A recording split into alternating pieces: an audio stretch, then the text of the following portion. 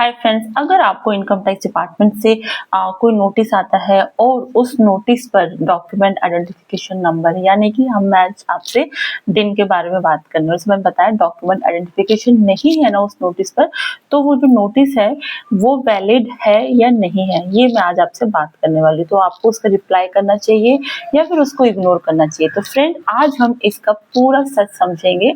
Hello everyone, welcome back to this channel. मैं CM Renu Singhania. आज मैं आपसे डिन के बारे में बात करने वाली हूँ। तो आज का टॉपिक ही यही है, डिन मतलब कि डॉक्यूमेंट आइडेंटिफिकेशन नंबर, जो कि इनकम टैक्स डिपार्टमेंट में जो कि इनकम टैक्स डिपार्टमेंट ने ट्रांसपेरेंसी को बढ़ाने के लिए, ट्रांसपेरेंसी और अकाउंटेबिलिटी को बढ़ाने के लिए इस कॉन्सेप्ट को इंट्रोड्यूस किया है। तो फिर हम समझते हैं इजी लैंग्वेज में कि आखिर ये डिन है क्या, आखिर डिन क्या होता है।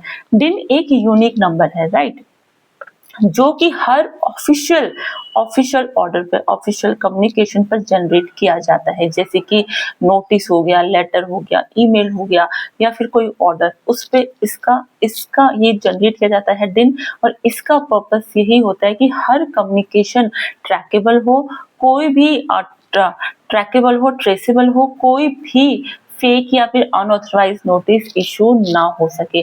सो फ्रेंड्स, अब हम समझते हैं सबसे इम्पोर्टेंट रूल क्या होता है।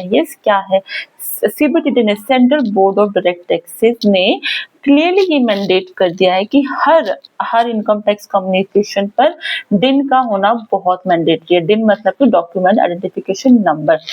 अगर किसी भी नोटिस पर डिन नहीं है ना, जनरली वो इनवैलिड ही माना जाएगा। लेकिन यहाँ पे एक एक्सेप्शन है जो कि हम डिस्कस करते हैं कि एक्सेप्शन आखिर क्या है। कुछ रेयर केसेस में डिपार्टमेंट ने मैनुअल कम्युनिकेशन बोला है कि हम इसको मैनुअली हम कम्युनिकेशन इशू कर सकते हैं, मतलब कि बिना डिन के, जैसे हम बात कर रहे हैं एक्सेप्शन। लेकिन उसमें भी एक रीजन क्लियरली मेंशन होना चाहिए कि आप बिना डिन के मेंशन कर रहे हो, आप जनरेट कर रहे हो नोटिस, बट और अकॉर्डिंगली बाद में आपको उस पर डिन जनरेट करना बहुत जरूरी है। डिन जनरेट करना बहुत जरूरी है। अब हम समझते हैं कि आप प्रैक्टिकल सिचुएशन में आपको क्या करना चाहिए, राइट।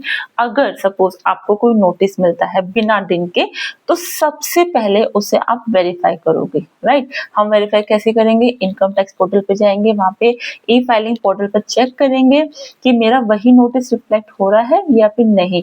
अगर आपके पोर्टल पे नहीं दिख रहा ना, आपके पोर्टल पे वो नोटिस नहीं विजिबल है, नहीं दिख रहा, तो बहुत से हाई चांसेस है कि वो नोटिस आपका इनवैलिड या फेक हो सकता है। बट मैं आपको यही बोलूंगी, बिना वेरीफाई करे उसे इग्नोर मत करें, क्योंकि क्या होता है ना, कभी कभी जेन्युइन कम्युनिकेशन भी डिले से रिफ्लेक्ट हो सकता है साइट पर।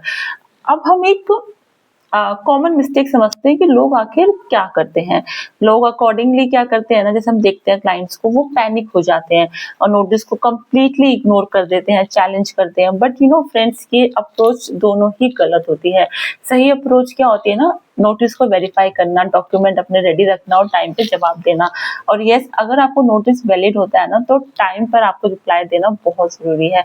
अगर नोटिस आपको इनवैलिड है ना, तो डिपार्टमेंट से आप क्लैरिफिकेशन ले सकते हो।